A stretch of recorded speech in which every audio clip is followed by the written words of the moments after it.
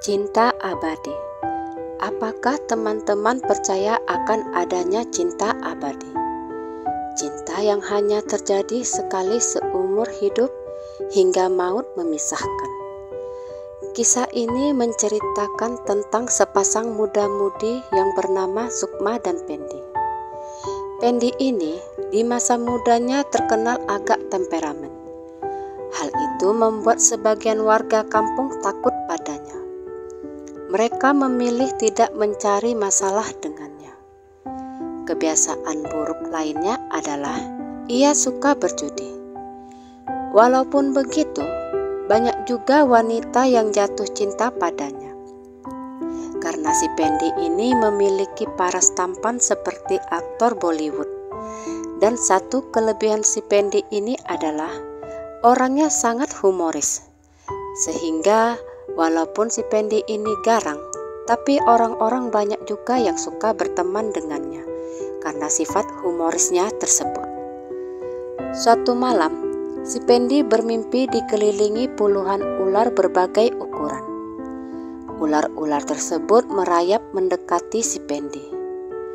Akhirnya Pendi memilih mengambil ular yang paling kecil, lalu memasukkannya ke dalam saku celananya.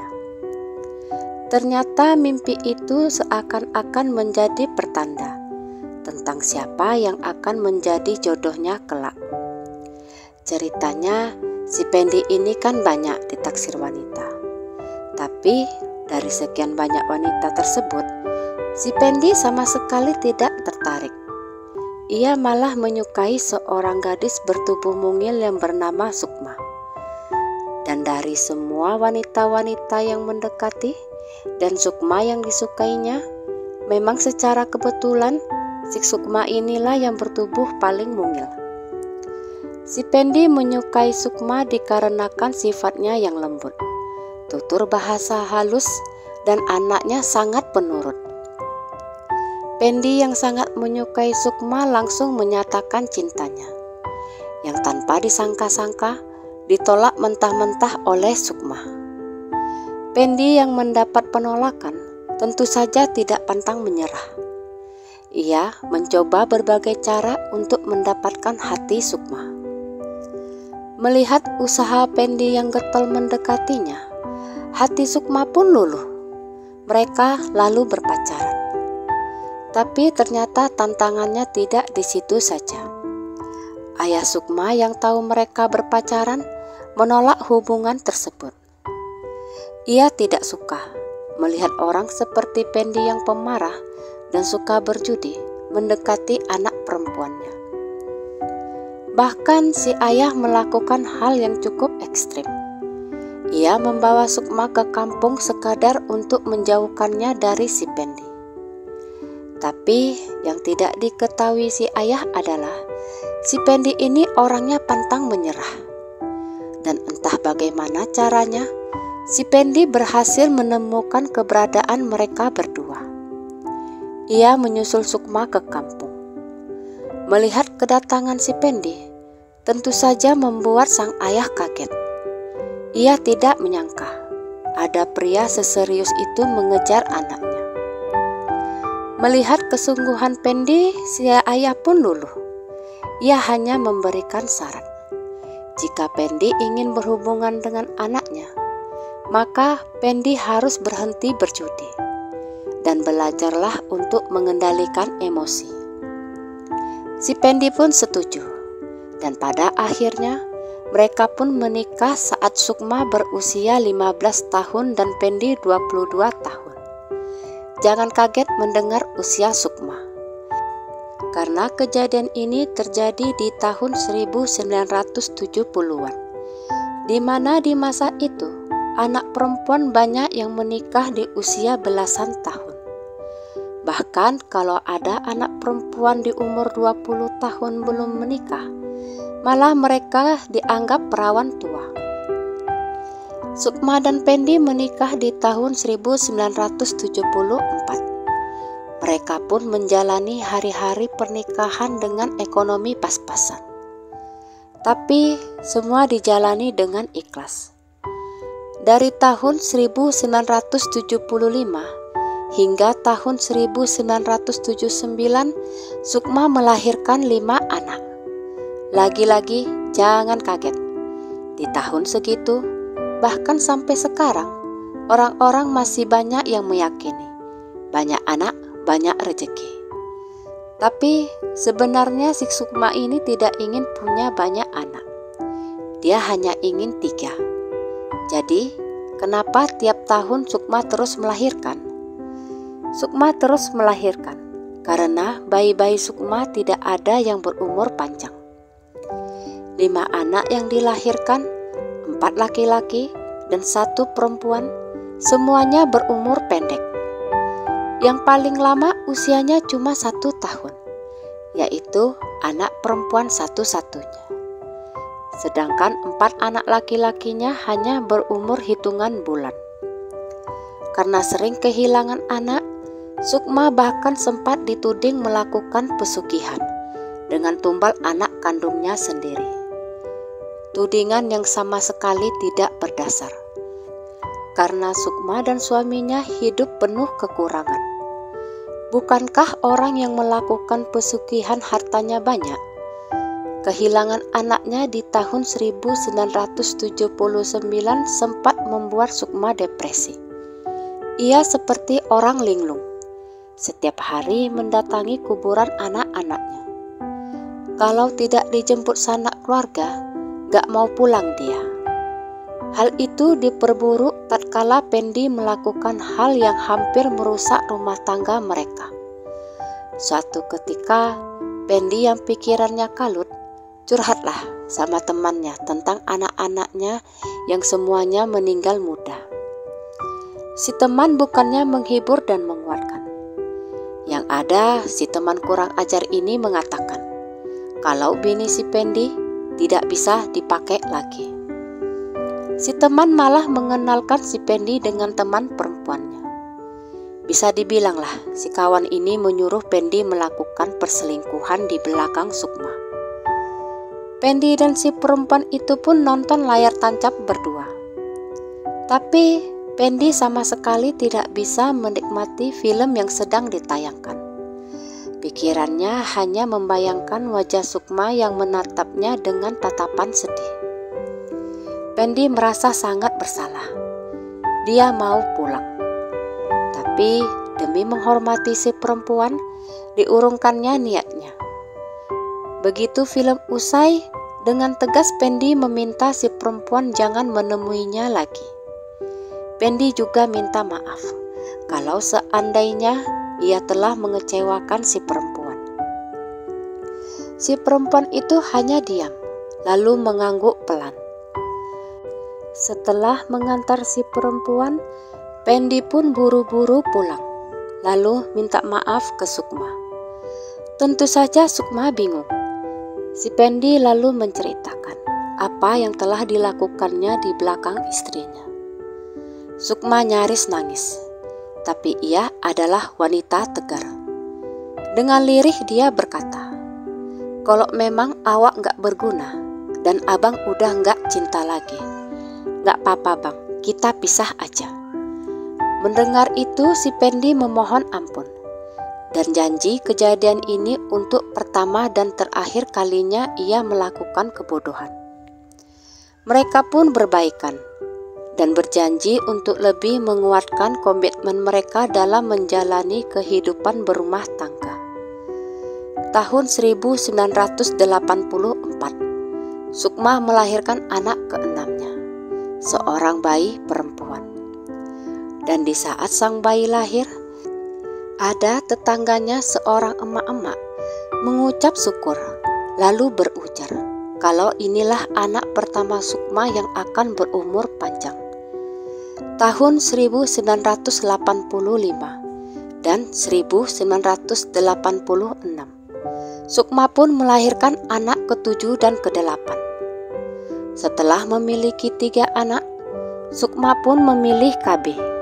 Karena memang keinginannya hanya memiliki 3 anak. Hari terus berlalu. Akhirnya mereka pun memilih merantau ke Pekanbaru atas saran kakak perempuan si Pendi. Di sana mereka merintis usaha roti yang berjalan dengan sangat baik. Penjualan roti yang meningkat membuat perekonomian mereka pun membaik. Pendi bahkan bisa menyekolahkan anaknya ke sekolah terbaik yang ada di Pekanbaru. Mereka bahkan bisa bolak-balik pulang kampung ke Medan ketika ada momen Lebaran. Dan puncaknya, Pendi berhasil membangun sebuah rumah dari uang tabungannya yang dikumpulkannya bertahun-tahun. Melihat kegigihan Pendi memperjuangkan kehidupan layak untuk anak dan cucunya, menjadikan si Pendi menjadi menantu kesayangan Ayah Sukma, alias ayah mertuanya si Pendi. Bahkan si ayah mertua sempat tinggal juga bersama mereka di Pekanbaru sebelum si ayah kembali ke Medan karena rindu dengan anak-anak lainnya. Tahun 2002, usaha roti mereka mulai goyah.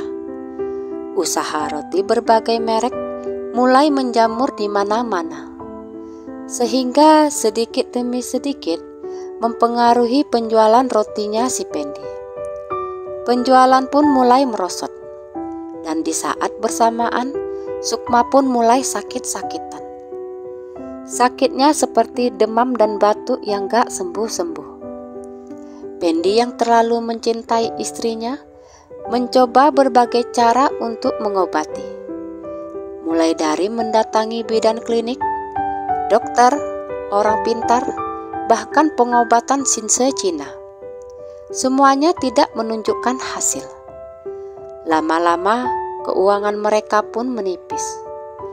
Bahkan mereka pernah merasakan makan nasi pakai Indomie kuah. Indominya 2 bungkus untuk 5 orang. Keadaan yang sangat menyedihkan. Tapi Pendi dan Sukma selalu mengajarkan anak-anaknya untuk tetap bersyukur masih bisa makan. Karena di luar sana masih banyak orang yang kesulitan dalam mendapatkan makanan. Keadaan sulit itu menyebabkan 3 anak mereka putus kuliah di tengah jalan. Keadaan Sukma yang seperti itu terus dijalaninya selama 4 tahun. Dan selama sakitnya, Sukma pernah menyampaikan keinginannya untuk pindah kembali ke Medan, untuk dekat dengan kakak perempuannya. Tapi karena gak ada uang, keinginan itu tidak bisa dipenuhi Pendi. Hingga puncaknya, tahun 2006, Sukma pun meninggal di rumah sakit di usia 47 tahun. Kepergian Sukma membuat Pendi sedikit goyah.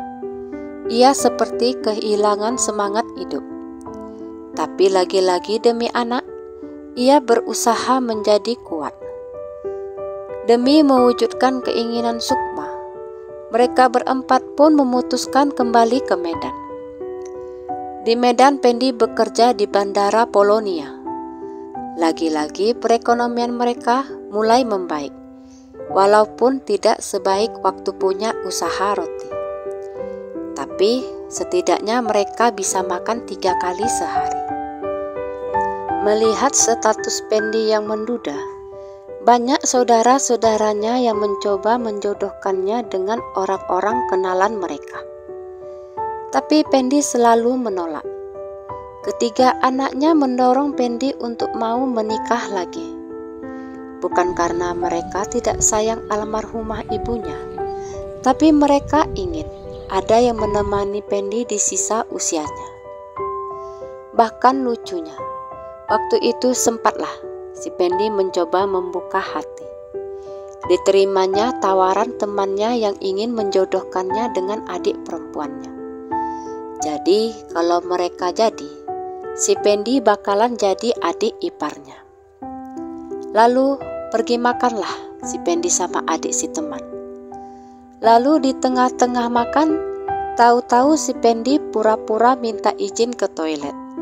Lalu membayar makanan mereka terus kabur pulang. Menurut pengakuan si Pendi, di tengah-tengah acara makan itu, ia seakan-akan melihat wajah Sukma yang menatapnya dengan wajah sedih. Seakan-akan Sukma ingin memberitahunya kalau ia kecewa dengan keputusan Pendi untuk menikah lagi. Pengakuan itu membuat anak-anaknya menyerah untuk menyuruh ayah mereka menikah lagi. Yang ianya bapak mereka ogah nikah. Gara-gara kejadian itu, hubungan Pendi dan temannya tersebut menjadi renggang. Ya wajarlah, adiknya ditinggal pula sendirian di restoran. Kayak mana gak marah ya kan? Lalu di tahun 2014, Pendi pun terkena serangan jantung. Ia meninggal di rumah sakit di usia 62 tahun. Dan secara kebetulan, Sukma dan Pendi sama-sama meninggal di hari Selasa. Hingga akhir hayat mereka, Sukma dan Pendi sama-sama menjaga hati mereka satu sama lain. Bagi Sukma, Pendi adalah cinta pertama dan terakhirnya. Begitu juga sebaliknya. Walaupun Pendi pernah melakukan kesalahan dengan mencoba selingkuh, tapi itu dilakukannya dalam keadaan yang sedang tidak stabil, dan juga karena pengaruh buruk temannya. Dari kisah tersebut, masihkah teman-teman percaya akan adanya cinta abadi? Saya pribadi percaya, karena sudah saya konfirmasikan baik ke Pendi maupun ke Sukma. Dan cerita mereka satu sama lainnya sama. Si Pendi juga tidak menyangkal akan kesalahannya. Ia mengakui semuanya. Bahkan saya juga pernah mempertanyakannya ke bapak mertua Pendi. Beliau pun membenarkan cerita mereka. Karena itu saya memilih percaya cerita mereka bertiga. Saya juga tidak mungkin tidak mempercayai mereka. Karena mereka bertiga adalah kakek dan orang tua saya sendiri. Sekian kisah saya kali ini. Sampai jumpa di kisah selanjutnya.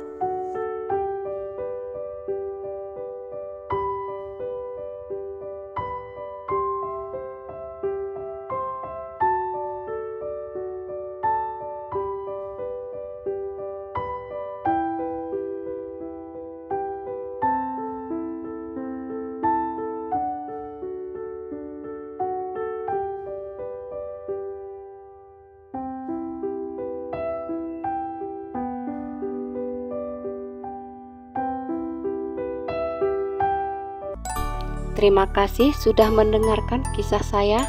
Jangan lupa subscribe, like, komen, dan share ke media sosial yang Anda punya.